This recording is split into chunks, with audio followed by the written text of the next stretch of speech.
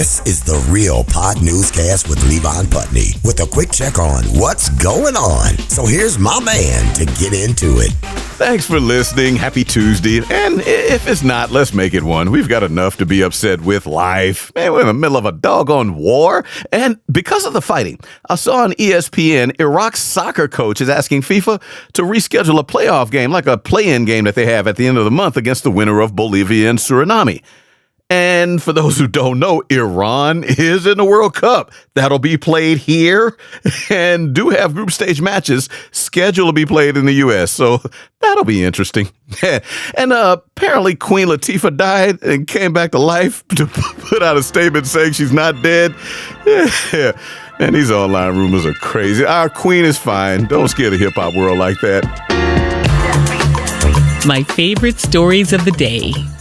I filed this very story for iHeart News Stations this past Friday because as soon as I saw it, I had to. So this guy walked into an Ecuadorian restaurant last Tuesday in Newark, and police say the guy first bought a cup of coffee, then pulled out his phone, opened the Google Translator app, and apparently assumed because he was in an Ecuadorian restaurant in Newark's Ironbound section, where a lot of Spanish-speaking folks live, that he would need to use the Google Translate, assuming they did not speak English. But instead of an order placed with the app, he used it to tell the cashier he was robbing the place. And cops say he told her he would kill her if she did not open the cash register.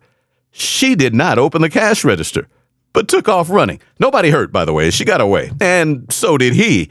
Left the restaurant, and Newark police was still looking for him as far as they told news stations. But before he left that restaurant and after the cashier ran off, police say he tried to get into the register, did everything he could, which was not enough. So cops say out of frustration, he threw the coffee that he bought and then left. So add this up.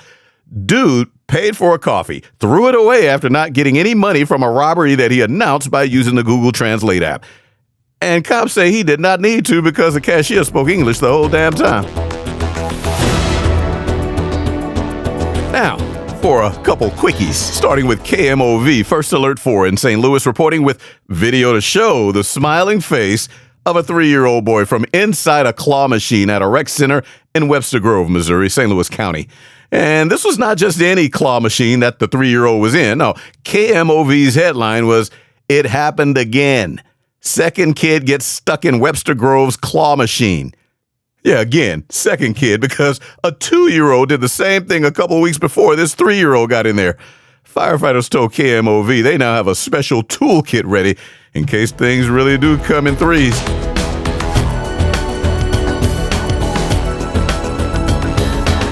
I saw on Syracuse.com how WROC and WHAM in Rochester are all reporting, a long chain of reporting, but they say a Geneva police officer is now a former officer after pleading guilty to 40 drug-related charges.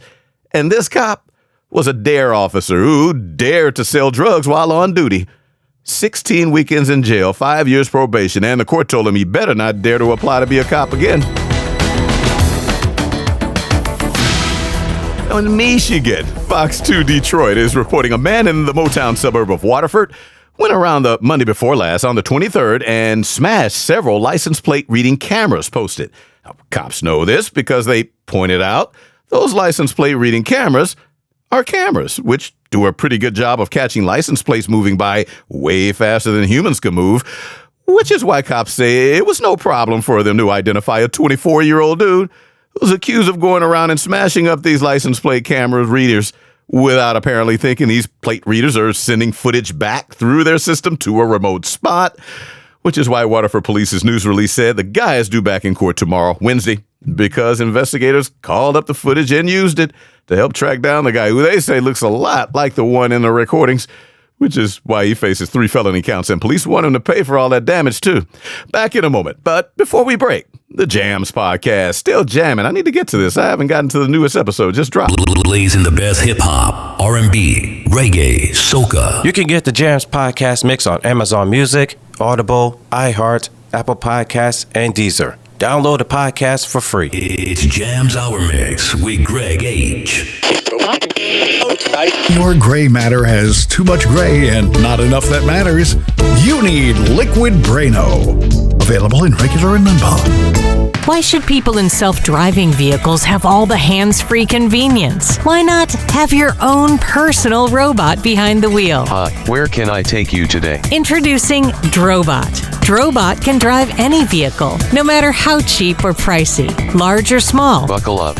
I'm a Drobot, not a lifesaver, and dead ass do not touch me or the radio. Drobots will safely deliver everyone on. And now for the world around us. Metro, nowadays an online news site, ran a story on how a 51-year-old taxi driver in Fuengirola, Spain, hope I'm saying it right, Fuengirola, picked up these two drunk Irish tourists 2 weeks ago, Monday the 23rd, and when one of them started burping in the cab, he pulled over and told them to get out. The Metro story and NDTV's retelling of it does not recount what was said between the cab driver and the tourists, only what was done, and cops say what that driver did was sock the burping drunk tourist in the face while he was getting out. Police say that 65-year-old drunk tourist fell, too, and hit his head on the curb after that hit. Officers say he was sitting there with a bloody nose and a large head wound from the curb when they got there. That 51-year-old cab driver, arrested, now faces an assault charge. That must have been a burp. Now in the UK, The Independent is reporting Merseyside police pulled over a car with L plates the Sunday before last on the 1st. Now, L plates being for drivers with a learner's permit here in the U.S., so they knew or figured the driver was a beginner. Well, Merseyside posted on Twitter, or X, later that day that officers stopped the car for a defective brake light and poor driving.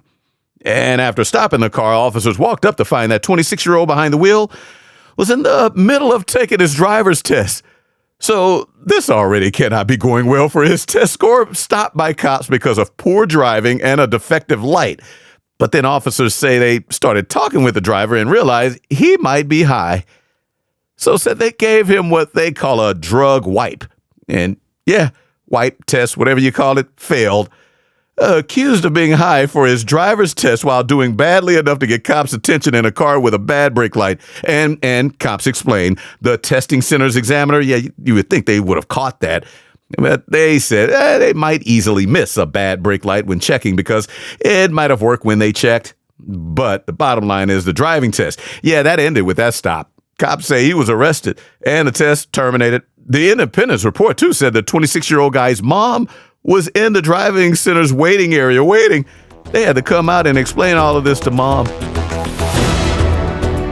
I don't know who on earth this guy made this for, but UPI is reporting a 24-year-old in India made an arcade machine that is just over 9/10 of an inch tall, 6/10 of an inch long, and 6/10 wide, with 4 buttons, and runs an imitation of the classic Space Invaders game on it. Less than an inch tall, 6/10 of an inch wide and long. Call the Guinness Book of World Records. Here's what they did. And yes, 24-year-old Kiran Patil has officially made the world's smallest arcade machine. For us? Okay. Maybe the perfect size for a centipede. Gen X gamers may be the only ones who get that. Even then, it was corny. I'm sorry. Back in the... Gross. Cow's milk. It still does the body good. Paid for by a made-up dairy committee. Time for a peaceful moment.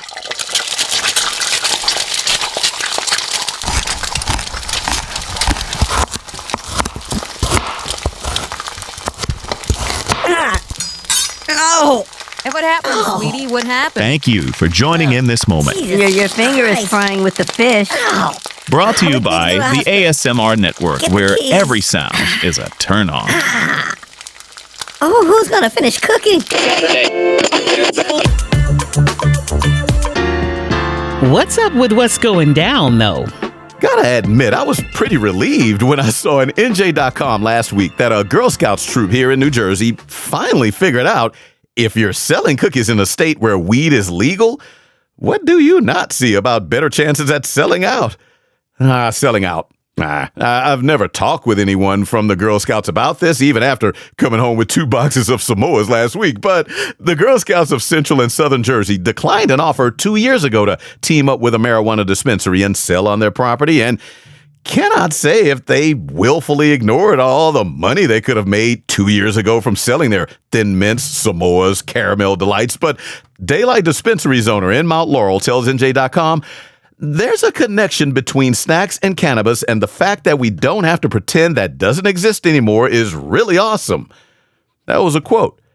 Because that troop woke up, wake and bake, and decided this cookie season to say okay to that dispensary and all the money that comes with it. And the Girl Scouts, they aren't talking about this issue. At least they have not and did not with NJ.com. But why not? Because even people who do not smoke weed think the Girl Scouts may have been high for leaving all that money on the table. Until now, maybe. Hey now, this is Mike Mann with more comedy gold right here, right now. From Slammy Sammy. Me and Wig were out the other night. And it wasn't too long before we got into a big old fight. I told him, I say, Wig, you better get that man's wife off your knee. But Wig say, but Slammy, he was coming on to me. And the honey say, we can't see whatever happened to your booty, but we still love your flat butt waist and the way your go-kart pays.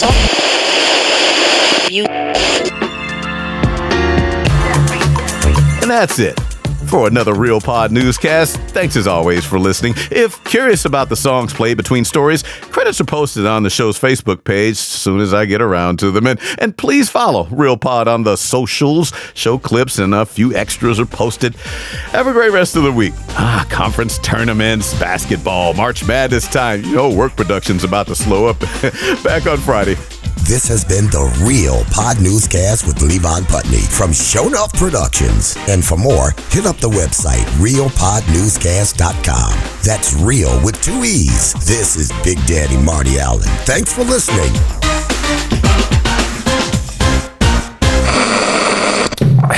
Show Enough.